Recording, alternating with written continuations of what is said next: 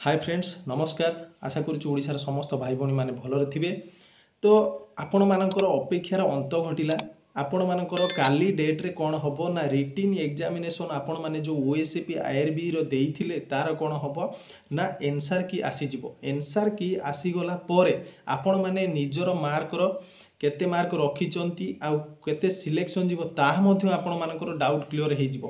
कौनसी पिला मानक मन भितर डाउट हबार ना आ जो माने कहउचंती स्टे हबो ये हबो से हबो सेगुडा किछि विश्वास करंतुनी। सेमिति किछि मेसेज नाही। आपण माने निजर कर्तव्य करि चालंतु। तो आजिर टॉपिक कौन थिला बहुत पिला मेसेज करितंती कि भाई आमर रनिंग ठीक ठाक होउनी आ रनिंग कला बेले कौन होउची आमे कौन होउची ना धई सई हेई पडुचु रनिंग ठीक से कंप्लीट करि पारनी। मु आपन कहि दउची ओएसपी आईआरबी रो आपण मानकर जो फिजिकल जो टेस्ट थिला आपण मानकर अछि कोन 1.6 किलोमीटर रनिंग केते ना 6 मिनिट रे कंप्लीट करिया पई देइथिले। तो 6 किलोमीटर जो 1.6 किलोमीटर रनिंग जो होची 1600 मीटर रनिंग 6 मिनिट रे केमिति कंप्लीट करिवे। नॉर्मल आमे कोन करछे प्रथम तो देखिबा हमकु दिया है 6 मिनिट। 6 मिनिट रे हमकु कोन करा हबो कंप्लीट करिया को पड़िबो। आगुरु जेते बेले हमर रनिंग होउतला जेते बेले जे अंडर 5 मारुतला ताको बोनस मार्क मिलुतला। तो आमे कौन करूँ से हिसाब से माइंड सेटअप करके आमे प्रिपेरेसन होउतले।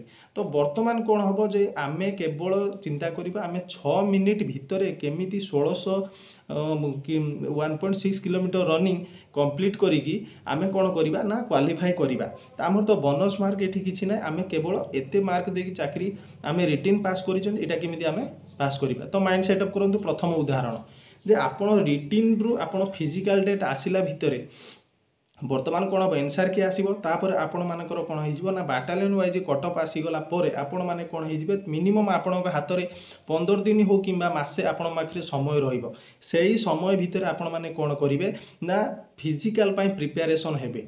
तो माइंड सेटअप करूँ मोर रिटिन क्वालिफाई होमती हेले भी फिजिकल क्वालिफाई करी। तो प्रथम मन रखु प्रत्येक दिन आपण सकाळ बेला कि संध्या बेला आपण मानक जदि कौटे रोड रे रनिंग करा दिया माने बटालियन वाइज दिज्व कि गोटे पड़िया भितर कि सर्कल भितर 4 राउंड आमर मैक्सिमम जगह आम देखीचु जो इंटरव्यू हुए जो पड़िया 1600 मीटर रनिंग हुए।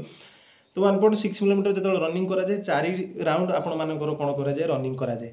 तो सही हिसाब से आम माइंड सेटअप करा जदि आपण मैंने रनिंग कर प्रत्येक दिन हल्का हल्का रनिंग करूँ और निजर रिदम सेन्स को बढ़ातु आ पंझारे दौड़ापी चेष्टा करूँ। सब बेले टाइमिंग एबे देखंतुनी प्रथम 2-4 दिन कि 5 दिन आपण मैंने कौन करूँ दौड़ू आपण बॉडी जो कौन हो मसल पावरटा आपण मानकर जो स्टिप हो कि आपण मैंने शीघ्र धस ही पड़ुवे कंटिन्यू आपण 4-5 दिन आपण से 1.6 किलोमीटर हो मिनिमम कौन करूँ 2 किलोमीटर प्रैक्टिस करूँ। सी 1.6 किलोमीटर देती आपण जदि 2 किलोमीटर प्रैक्टिस करेंगे तो 1.6 किलोमीटर आपण मानक से कौन हम टार्गेट रे पहुँचापी सहज हम।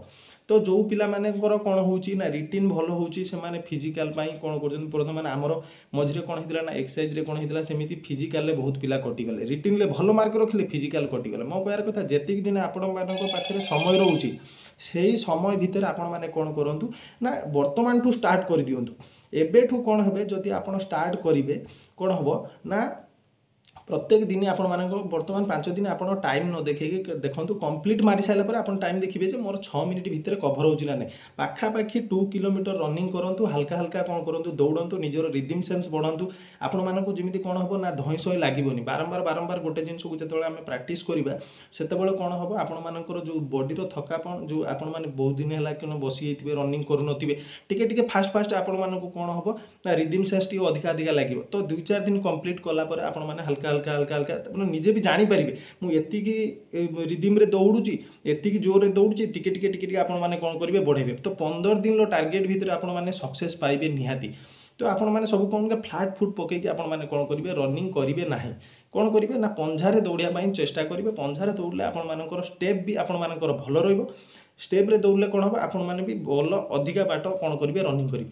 तापर भिडियो रे आपण मानक कहीदेवी वर्तमान आपण 4-5 दिन कौन करूँ कम्प्लीटली स्टार्ट कर दिंतु रनिंग रनिंग धीरे धीरे कलापर आपण मानकर कौन हम ना ऑटोमेटिक जो आमर कौन हम तुम रिदम सेन्स बढ़ीज।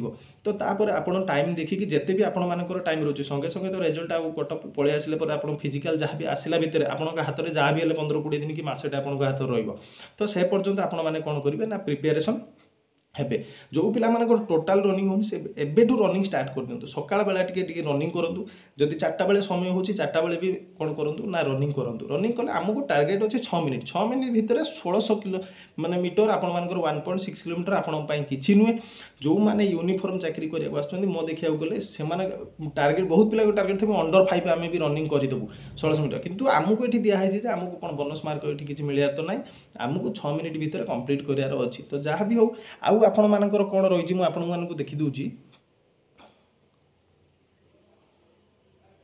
ତ ଆପଣମାନଙ୍କର ରହିଲା ବ୍ରଡ୍ ଜମ୍ପ ଆପଣଙ୍କର ଲଙ୍ଗ୍ ଜମ୍ପ ଯେଉଁଟା ରହିଲା 4 ମିଟର ଦେଇଛି 3 ଆଟେମ୍ପ୍ଟ, ଯେଉଁଟାକି 4 ମିଟର ଅର୍ଥାତ୍ ଆପଣଙ୍କର 13 ଫୁଟ ଲଙ୍ଗ୍ ଜମ୍ପଟା ଆପଣମାନେ କ'ଣ କରିବେ ନା 3ଟା ଆଟେମ୍ପ୍ଟ ଦିଆଯିବ। ଆପଣମାନେ ଡିସ୍କ୍ୱାଲିଫାଏ ହେବେନି। ଥରକର ବି ବହୁତ ପିଲା ଅଛନ୍ତି, ଥରକର ବି ସମସ୍ତଙ୍କର କ୍ଲିୟର ହେଇଯିବ।